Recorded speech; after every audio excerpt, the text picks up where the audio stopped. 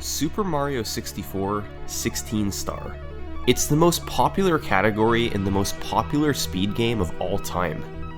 Holding a record in it is one of gaming's toughest accomplishments. Ridiculous glitches and insane movements. I've been both require. That's the thing. I've been purposefully trying to avoid this video so I can actually watch it with you guys, because this is probably the game and the segment that I actually know of, and I think he's going to talk about Dowski in this video. Requirements for a world record. Like, I know it's not 16 star, but I know Dowski had to do a lot when it comes to not just 0 and 1 star, but also 16 star as well. I think Dowski was at one point the world record holder for a 16 star, but we'll see. Just a lucky few have been able to call themselves a record holder, and with the incredible level of competition, it's hard to hold on to it for long. But let's take a look at those gamers and see how they did it. This is the history of the 16-star world record. The most highly anticipated video. Like, 16-star speedrunning is one of the most played like segments in speedrunning. And it's so much fun to do. Oh, there she is. Super Mario 64 has 120 stars you can collect. There are speedrun categories that involve collecting all of them. However, the developers only required you to collect 70 of them to beat the game. That's how many you needed to make it up the endless staircase and into the final stage. For years, 70 stars was the minimum needed to beat Super Mario 64. But years after the game's release, that number suddenly dropped to 50. Eventually, it was lowered again, this time to 31. And in 2004, the number fell to just 16. Super Mario 64 could now be completed in under half an hour. And in the summer of 2004, the first 16-star speedruns of Mario 64 were performed. There were a handful of records set over the course of a few months, from players like Cyberwrath and Christina Korsak. But the dust settled a bit. Bro, gamer girl, let's go. When a runner named Illudude set a big record. In November 2004, he beat the game with 16 stars in 21 minutes and 56 seconds. Dude, that's better than my PB. I think my PB's like, I think it's like 23 something, 23, 24 something. And here's how he did it. Also, that's the sad thing. I tried hundreds of hours on fucking Mario 64, and it sucks that I still can't get it past sub 20. The first goal in a 16-star speedrun is to collect 8 stars, which unlocks the first Bowser level, Bowser in the Dark World. He got the first star by going into Bob-omb Battlefield and ground-pounding the Chain Chomp's pole 3 times, unlocking the star. One of the fastest ways to move in Super Mario 64 is the long jump, so Illudude chained these together over and over whenever he could. Next, he went into Whomp's Fortress to collect 5 more stars. He got the first 2 by going to the top of the stage, defeating Whomp, and then climbing to the top of the fortress. He then quickly got the star on the ledge by side flipping to it, then opened the cannon, used it to blast away the wall, and shot himself into the star to collect it. A slow process that ate up around half a minute. Finally, he got picked up by the owl to fall into the cage and collect another star. That put his total at 6 stars. The remaining 2 came from sliding down Peach's slide to collect both stars. That was my first shred as well. Despite a bit of slow movement along the way. Illudude was then able to enter Bowser in the Dark World, where he used long jumps all over to move through the stage. It took 2 throws to hit Bowser with a bomb, but eventually he got the job done. Now that he could go into the basement, Illudude's next goal was to collect 7 more stars to allow Mips the rabbit to appear. The first 2 stars came from shifting Sandland, where he got one from quickly jumping at the top of the pyramid, and the other from slowly waiting on top of a pillar for a bird to arrive. The next 2 came from Lethal Lava Land, where Illudude boiled the big bully and collected 8 red coins. His movement wasn't ideal in any of these sections, as his only real strategy for moving fast was to long jump whenever he could.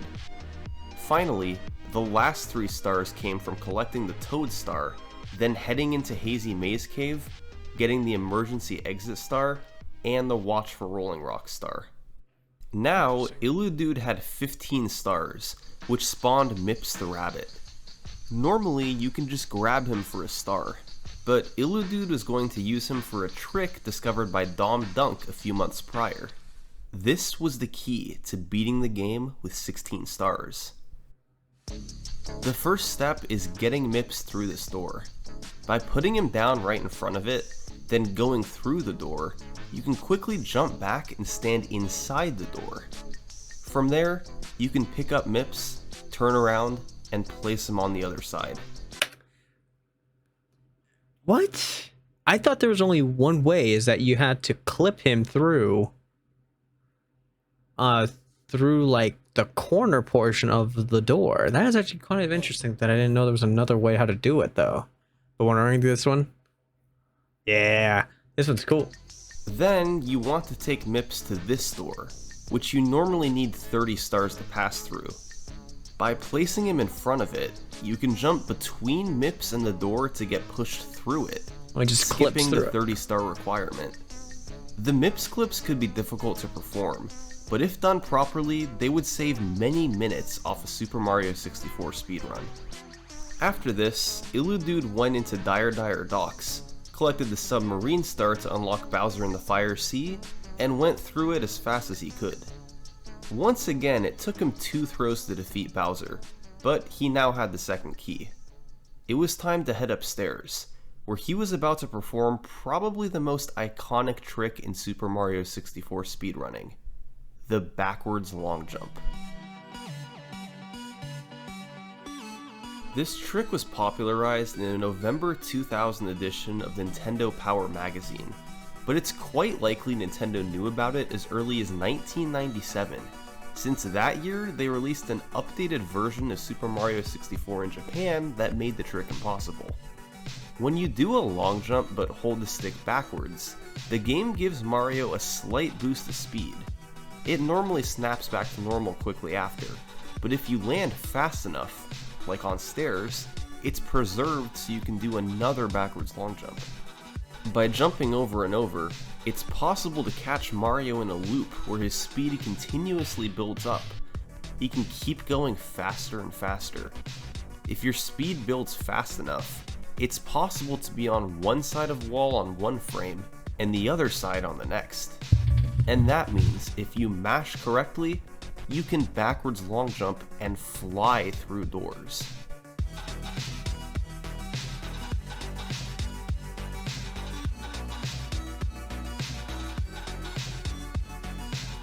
Illudude performed this on both the 50-star door and the Endless Staircase, bypassing the requirements for 50 and 70 stars respectively. Then, it was a matter of making it through Bowser in the sky and hitting Bowser with 3 bombs at the end. It took him 6 throws, but it was enough to finish with a time of 21:56, world record by a significant margin. This run was pretty good for 2004, given how new the MIPS clips and BLJs were. However, as noted before, the movement left much to be desired, and some tricks took several tries. I think that might be the problem with my runs, is that my runs like had no precision whatsoever. It was just long jump and just see if I can do like a backwards move, and that's it. I know Nick tells me every time when I play 64, that hey, that wasn't a bad run, but here and there you could possibly do like a long jump just to save a couple of seconds. And but he did taught me how to do canalist, so that's one. And about 6 months later, a player named Kirby Carter would lower it by about a minute. He definitely did clean up the movement a bit, but was still mostly using long jumps. He didn't miss as many throws on Bowser and was able to get the BLJs extremely quickly. However, the biggest revolution introduced in this run was the new, more reliable version of the MIPS clips. Yeah, that's the MIPS clips I know.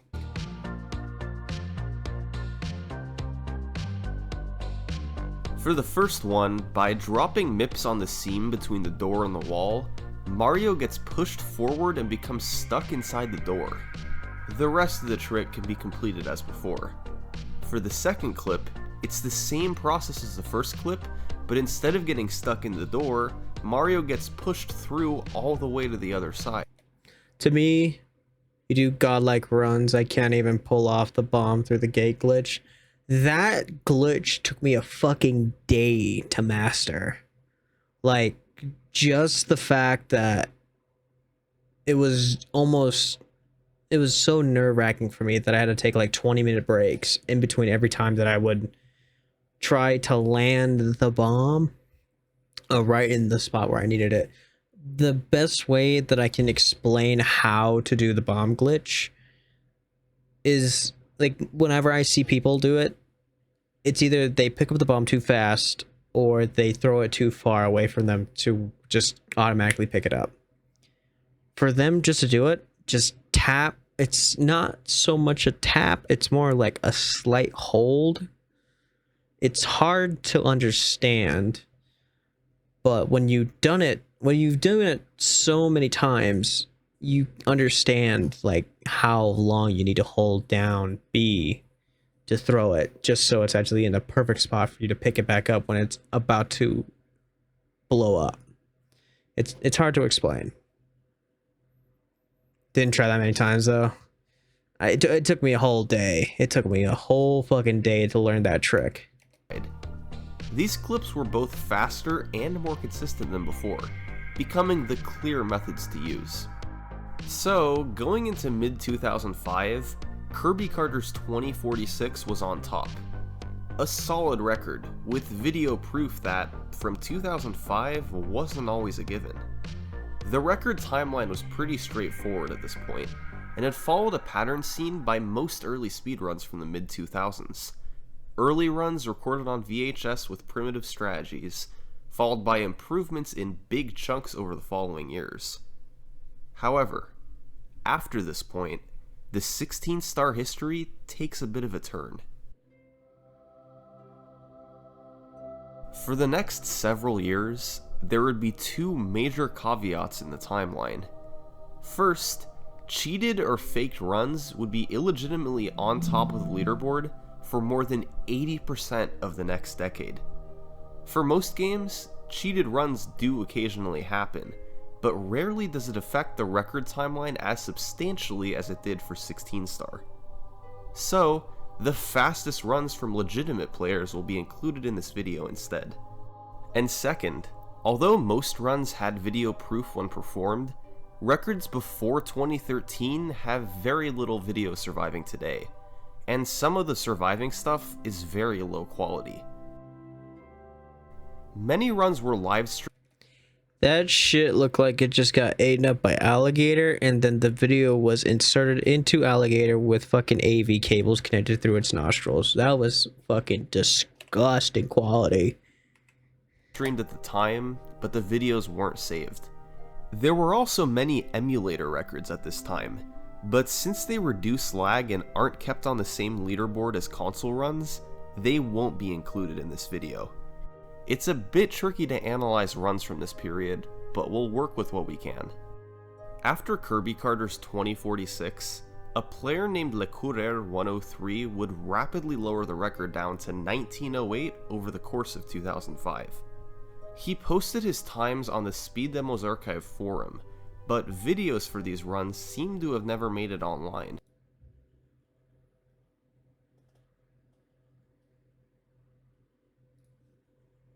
So, despite lowering the record by 1.5 minutes, there's not much to analyze. Then, by 2009, the record scene moved to Japan. Through August 2009, 4 players set a record: Sho, Shigeru, Cass, and Taka. Most of these runs don't have surviving video, and the ones that do were live streamed with 2009 levels of quality. Alligator ass, dude, I'm telling you. So instead, we'll skip to December 2009, when we finally get a run with a clean video feed from Taka. Remember, Kirby Carter had gotten a 20-minute run in 2005, and there were allegedly 19-minute runs later that year. What did Taka get in 2009? 17! How about a run clocking in at 17 minutes, 18 seconds? To put it bluntly, this record was on another level. I was hoping it was gonna be like cyberpunk music.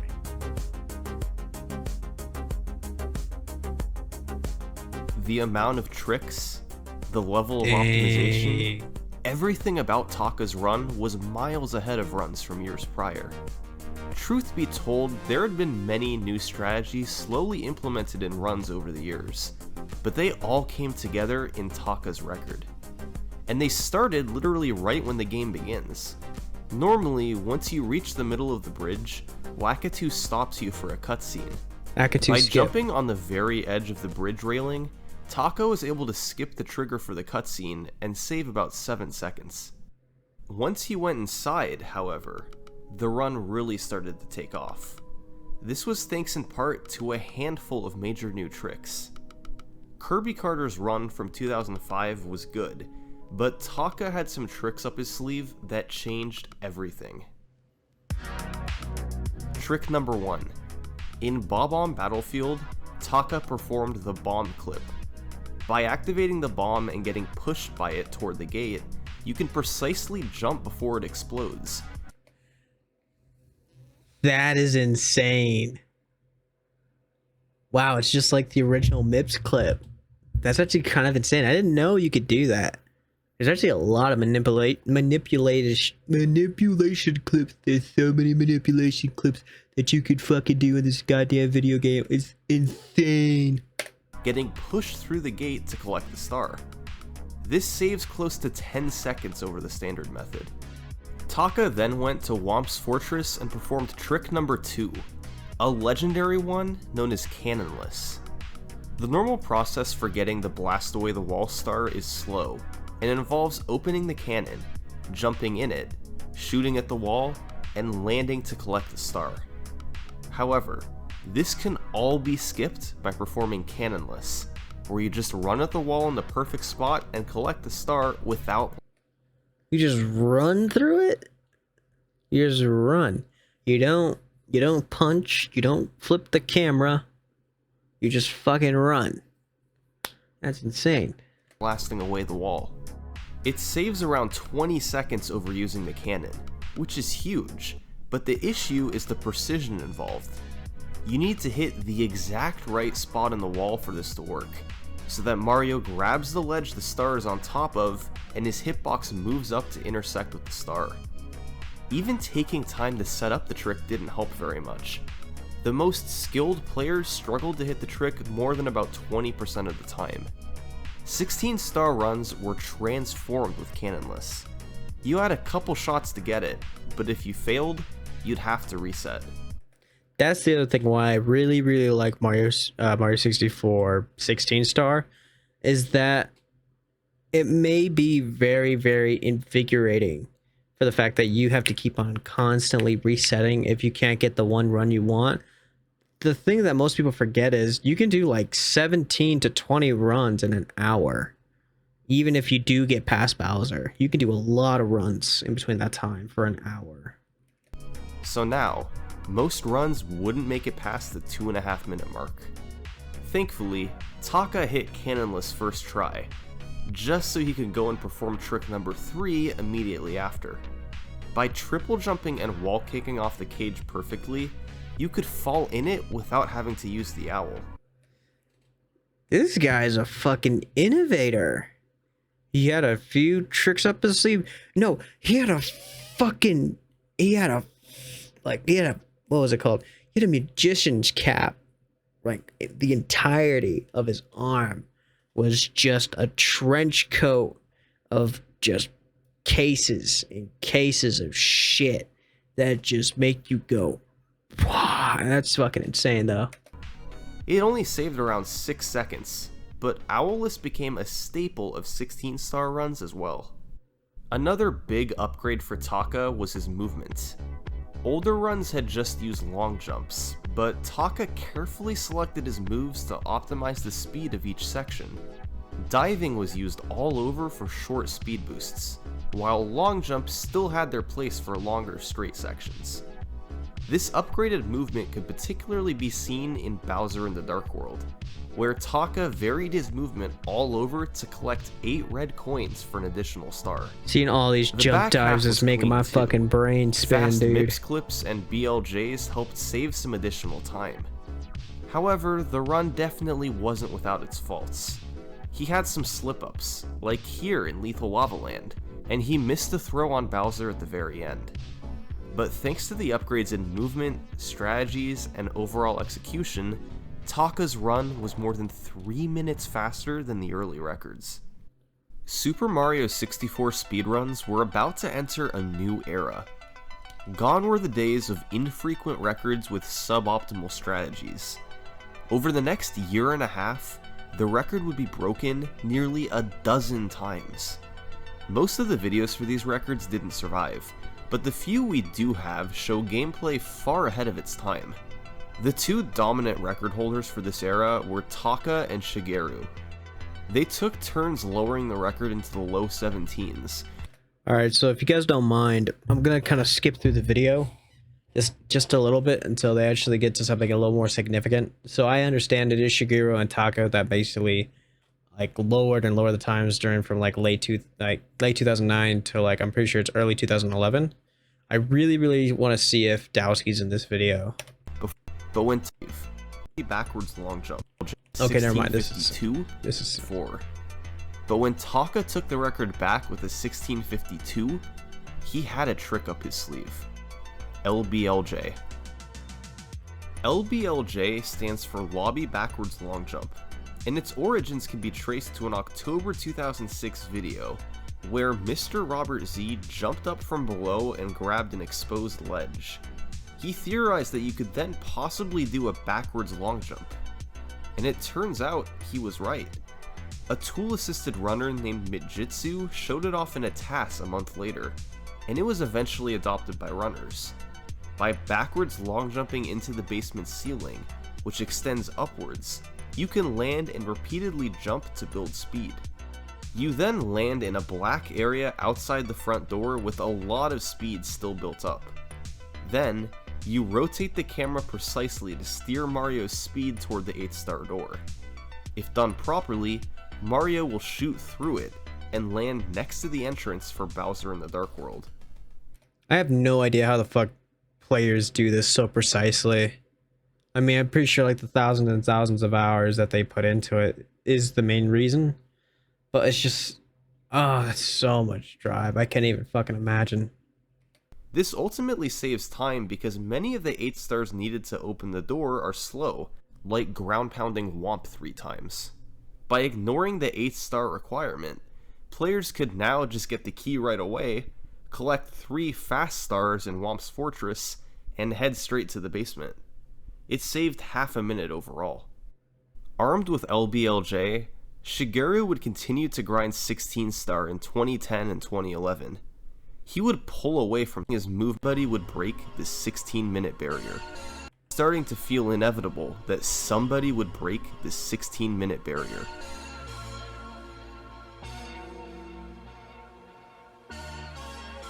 Cheese.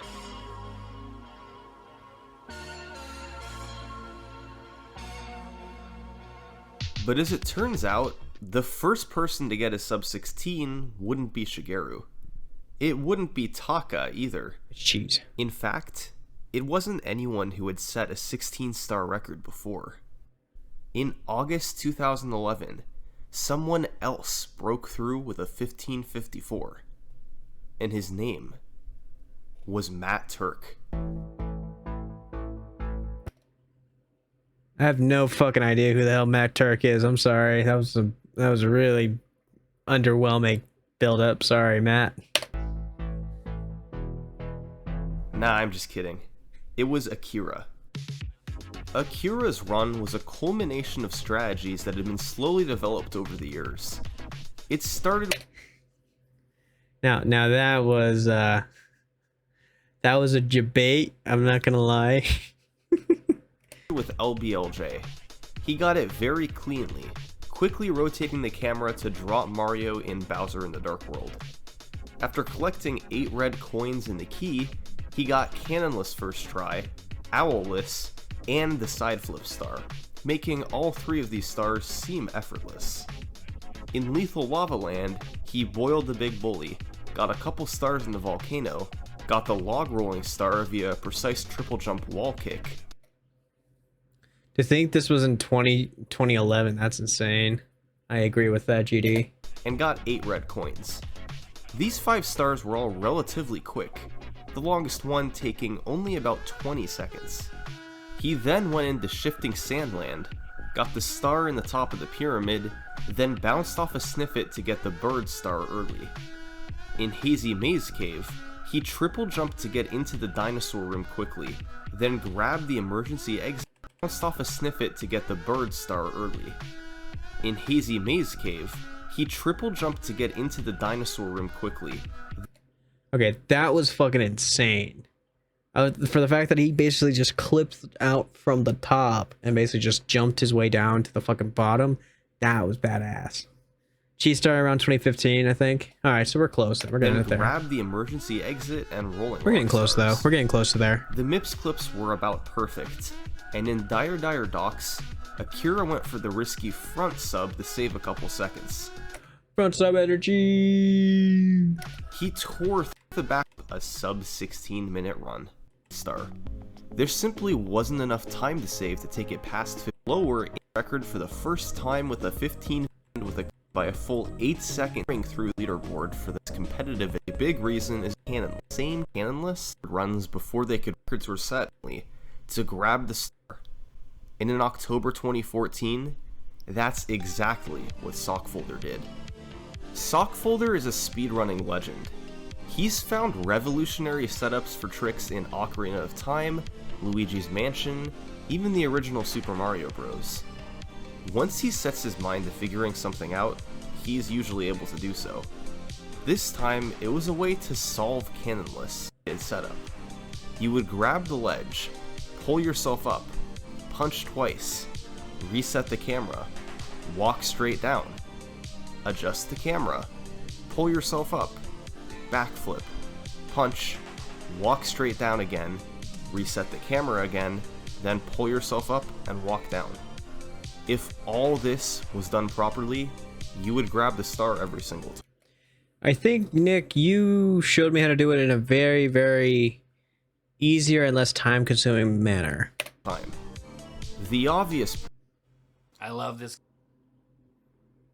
Something that didn't have to do with all that extra shit at the beginning. This was how slow it was. Even if done quickly, this amount of time in a run like 16 tech is part of the setup. The setup from there, more reasonable. It's no exaggeration to say that cannonless setup was one of the biggest finds in speedrunning history. Those 2/3 of runs that died at cannonless. All right, Nambites, I'll show up around for your own for your stream in a little bit, man. Later, bud. I'll catch up with you in a second. Or, yeah. You know what I mean. Later, buddy. Were now gone. It now had a near 100% success rate. And what resulted was a mad dash to push the record.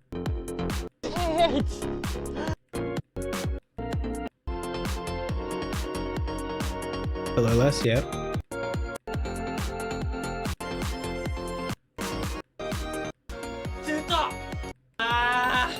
By May 2016, Zaya had taken the record all the way to 15:24. A run with a really fast LBLJ, nearly every trick hit throughout the stages, and fast BLJs to boot. Hitting many tricks for nearly began 2 minutes, eventually into the 15:40 range.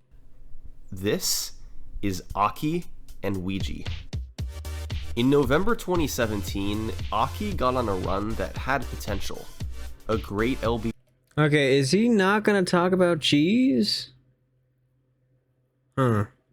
I'm hoping it's later, because I really, really like cheese. And also, I do like Dowski. BLJ was on teen if he matched gonna come. But if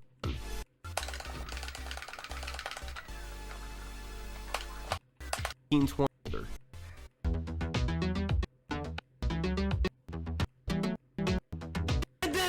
Did it, man. teen star Hitris. Years prior, just lined up Mario as the all. Hearing. He gained Bowser in the Fire C. His BLJs were excellent, but he had a slight mistake at the end of Bowser in the Sky. Although the run had done, he made up the cleaning up his mistake. Saved. It was typically only by precise taking. Just 3 weeks after his 15-16, Aki was in position to do just that. To make all.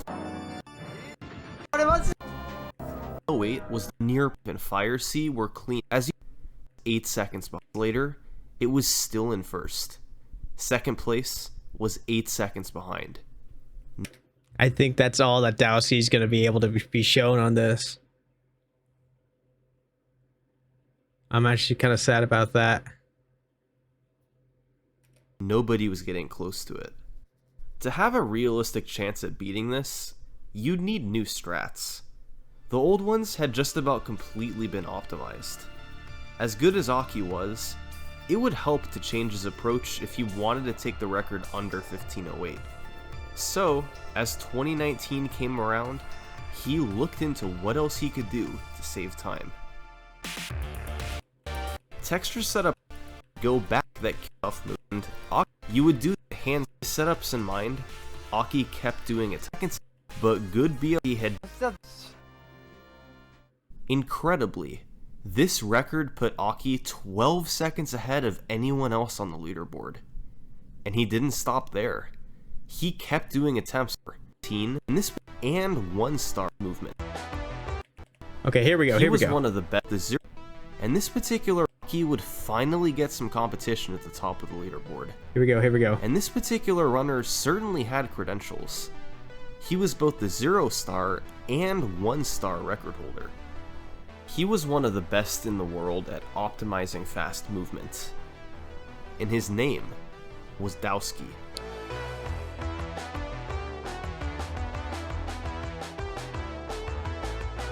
Dowski had previously held the 16-star record before, getting a 15-16 the day before Aki got his incredible 15:08. However, this time he wanted something more, a record that would last for a while. Even though his personal best was a few seconds behind Aki, he knew he had the skill to keep up with him. So, Dowski's record attempts began, and on November 17th, he got on a run that fell behind early thanks to missing Canalus on the first try. However, he more than made up that time with a faster Fire C, including a different strategy at the end where he avoided jumping on the edge of the stage. He had a 4-second lead over the record. This actually had sub-15 potential. But as always, the BLJs stood in the way.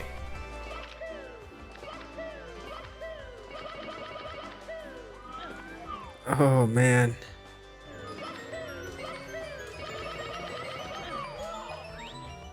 They weren't great, but his best possible time was still 1 second ahead of the record.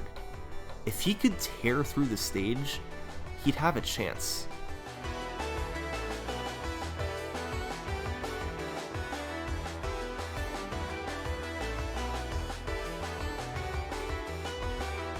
All right, let me just also put this out there just real quickly. a decent portion of my community only know me because I am one of the people that Dowski rated when I was playing 64, and I will forever be thankful that Dowski rated me on that night that I got that.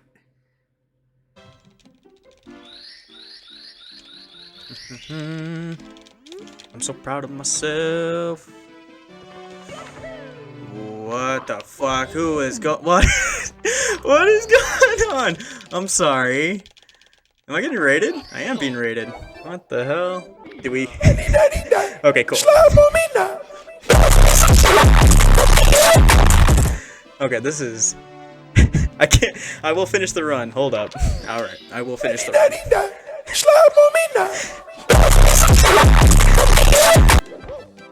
Like legit, I am surprised you guys did not break my jaw. Oh, no. What the? I'm sorry.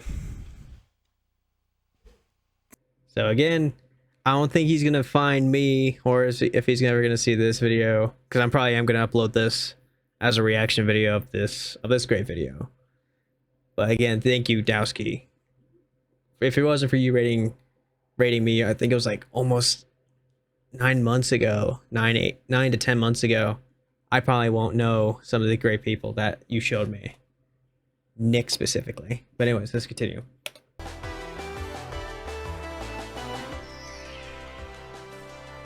I don't think I got it.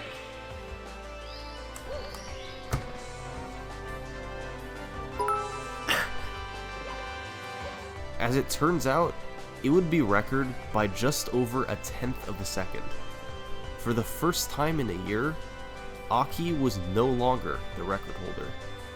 With so many times being set in short succession, 16 star as a category was flourishing. Okay. There was really only one problem. At this point, it had been almost 2 years since someone with a funny username had set a record. In recent months there had been Aki and Dowski, but to get a good one, you have to go back to Ouija and his 1517. And even that one's not amazing compared to the likes of 420 Blaze It and Shivering Erotic King Banana. Well, in early 2020, someone wanted to rectify that. He started moving up on the leaderboards, going from 5th to 3rd place right behind the two 1504s. And shortly thereafter, he would end up taking the top spot. And the runner's name certainly didn't disappoint. On February 27th, a 1503 was achieved. Oh, I know. By Slippery Nip. Oh no, it's not him. He gained time early thanks to a faster LBLJ, and managed to match Dowski's speed in making the Tsukishima cycle on the platforms. In Womp's Fortress, he gained time by hitting cannonless first try, partially thanks to a setup by Salt and Ginger to adjust the camera and clip in the wall more consistently. He maintained this 4-second lead until the second MIPS clip, which took him 2 tries, but gained about a second back on the BLJs. That worked out to a 1503, just ahead of Dowski and enough to make Slippery Nip the new record holder. The community was beginning to approach a barrier. They were now just 4 seconds away from a sub 15-minute run. The last time a minute barrier had been broken was almost 9 years prior, with Akira's 1554. Now, a run in the 14s was seeming inevitable. But what time saves were left? Well, looking at the 1503 record, the big potential time saves were the 4 seconds lost due to the MIPS clip, and a few seconds that could be saved on the BLJs. But beyond that, there were still fractions of a second to squeeze out all over. On LBLJ, Lethal Lava Land, Bowser in the Sky, all from subtle, faster strategies or improving movement. Those time saves all added up to a run well under 15 minutes. But someone still had to take it there. And one player who would make a big push was Aki. After getting a 1503 of his own, Aki would get a very promising run going on May 1st, 2020. It was about even going into the MIPS clips, where he messed up the first one instead of the second one. Still, a strong Fire C and BLJs kept him just ahead going into Bowser in the Sky. and there, he was able to make a faster elevator cycle called Monamo cycle by making his movement as tight as possible, including an incredible triple jump dive onto the platform. 3 throws later, Aki was so close to a sub 15. Damn. Holy shit, look at that fucking heart rate. It fucking maxed out at 176. Holy shit, most fucking punk rock songs are that fucking speed. Oh my god, how did he not have a heart attack? 1 more second to go. Aki pushed onward over the coming days and weeks, getting great runs on pace that eventually died to something. The biggest culprit, of course, were the BLJs. Getting Mario to catch on the stairs seemed almost random at times. See, that's the thing that I got significantly better with as I continue with my runs, is that my backwards long jumps were no longer the worst part of my game. The worst part of my game was my Bowser throws. My Bowser throws, whenever I reached 3rd level Bowser, I'd always fuck up because my heart rate would just fucking just go super fast, and my hands would get super sweaty, and I'd either throw them too early or I'd throw them too late, and I would have to get significantly closer to the bomb in order for it to actually go off successfully. But that's just me. If you didn't get him to catch within a few jumps, it was run over, and even making it through would usually result in losing time. But Aki knew sub 15 was within reach. He just needed one good run past the BLJs. And on May 10th, 2020, Aki had this run. It was about as close to a perfect run as you could get. More than ever, he just needed something decent.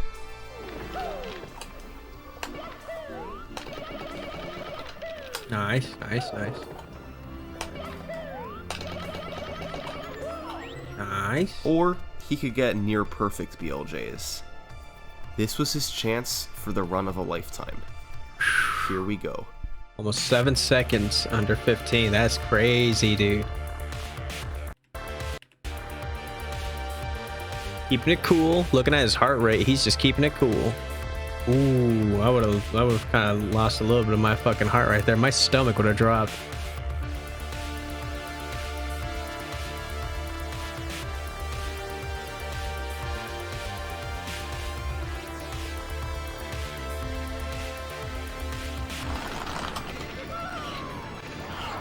Cool as a cucumber.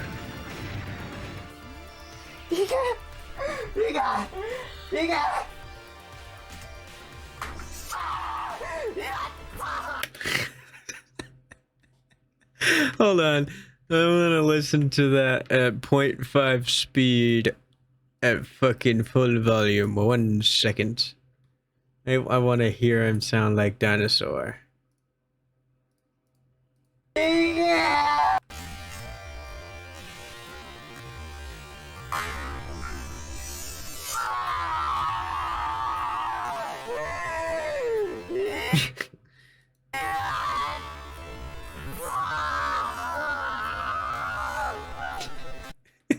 All right, sorry. No bullying. I will not bully.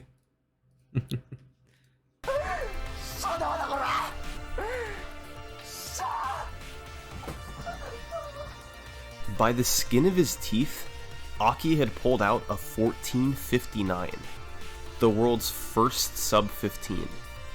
Obviously, as good as it was, this run still had some room for improvement. He lost 6 seconds on the last split for mistakes in Bowser in the Sky. But still, that was it for big time losses.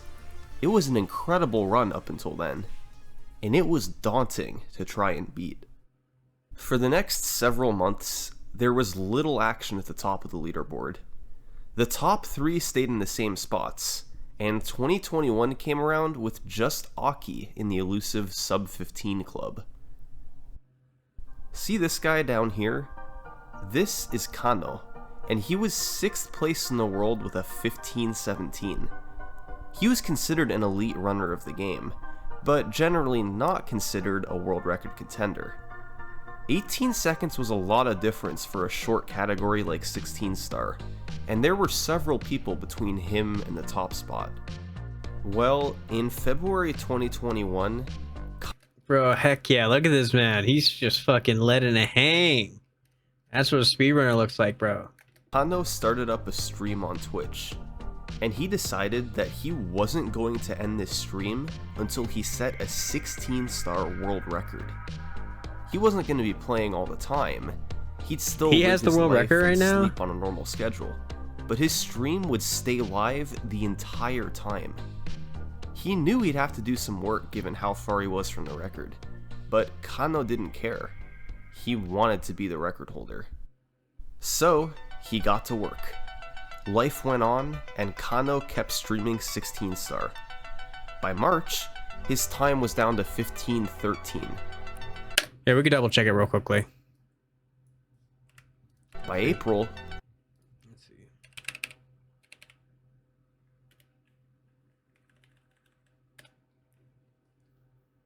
Let's see, Mario 64. Let's see. And 16 star. Oh yeah, 1 month ago. Slippery Nips took it back to 1456.03. That's pretty good. So yeah, 1 month ago. We can watch that after this. That was pretty crazy. That is nuts. it was 15:07. His stream kept going. He was improving his skills and getting close to a record level. By May, he was starting to get really close, entering the top 3 with a 15:03. All the while, the length of the stream climbed higher and higher, going past 1,000 and then past 2,000 hours. Until finally, on June 12th, 2021, Kano had this run. He actually gained some time early thanks to a new strategy in shifting Sandland by Circlemark 994, but lost a bit on MIPS from slower setups for the clips. He bled a bit more in Fire Sea from an accidental ground pound, and his BLJs weren't as clean as Aki's, but he knew the time he could save in Bowser in the Sky. After a clean stage, 3 throws separated him from a record.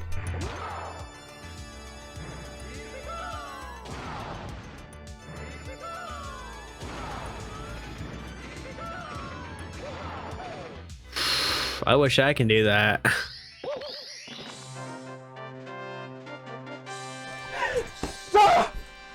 What? Yes!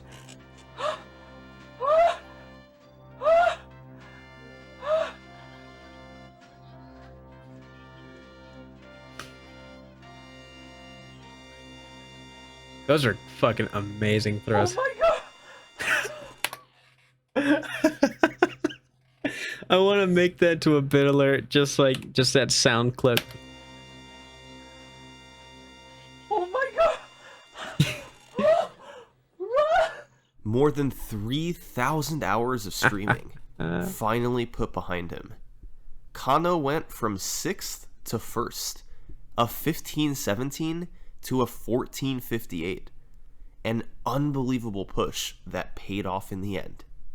And Kano could finally hit the end stream button. As the summer of 2021 went on, a few people were going for a sub 14:58. One of the most notable players was Ouija. He had set a record 3 years prior with a 15:17, but hadn't been able to replicate it.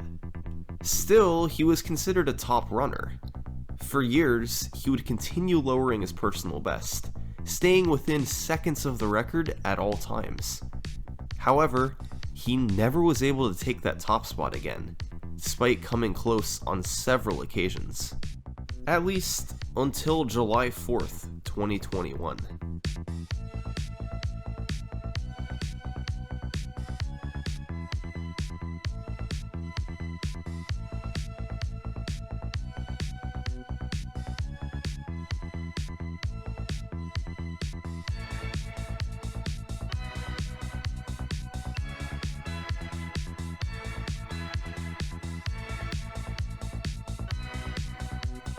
After 39 months, thousands of attempts, and numerous personal bests in the top 5, Ouija had finally done it again.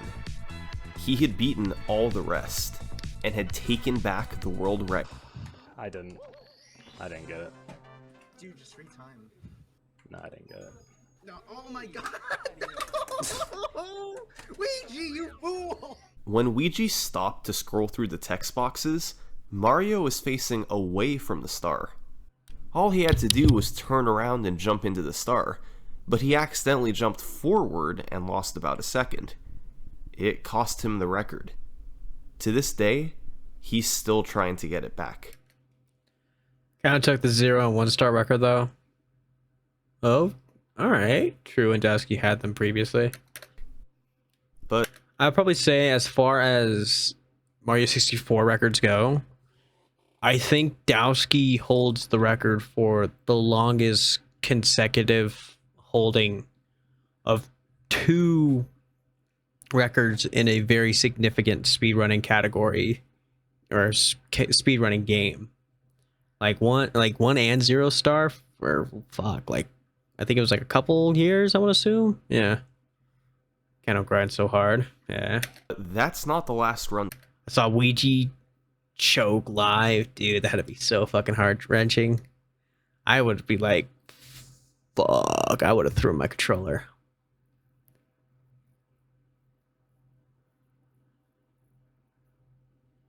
I don't blame Dowski to moving to Minecraft. He needed to move, like, that man put so many fucking hours into Mario, and that I would say he needed a change of scenery. And that's fair. To talk about, because in August 2021, a runner would come back to snag one final record.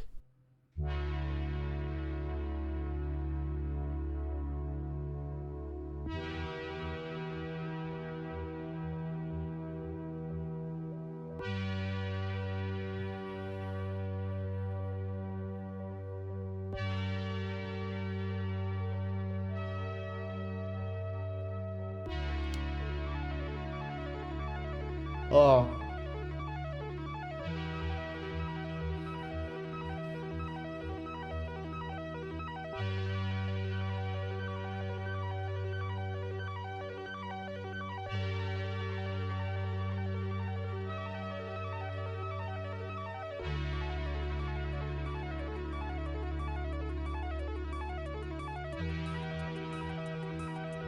So, who was the runner? Cheese. Well, it wasn't Ouija, it wasn't Aki, Dowski, or Kano. There's only one username it could have been.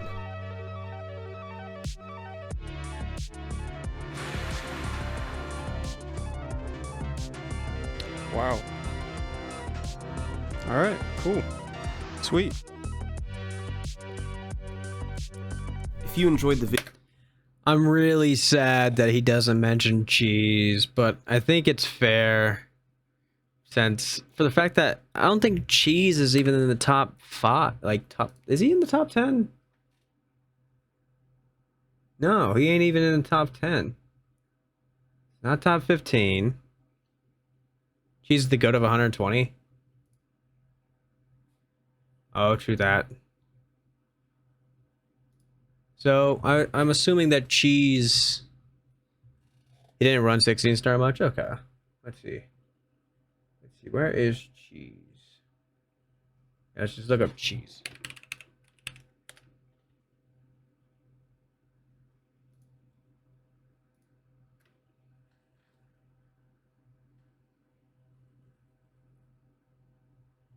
So we're 16 star. Okay, so he's in the top 50. So I'll say that's pretty fucking good. And for the fact that he's in the top 3 in 120 star, that's pretty fucking amazing. 70 star, he's in top 10. 70 star in virtual concert, he's top 5. 120 star emulator top, he's top 15. 120 star virtual console top 10. If you just want to do, you could easily get a really good 16 star at a time. Yeah, I'd say so. Into the sky. That's crazy. I like Cheese. I understand why he's not part of the video now. Because he didn't run so much 16 star. It doesn't help the fact that like it's 16 star. So, you know, you're gonna talk about the best of the best of that category.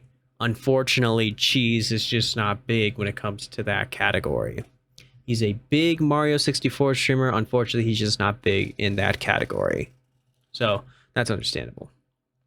That was a good video.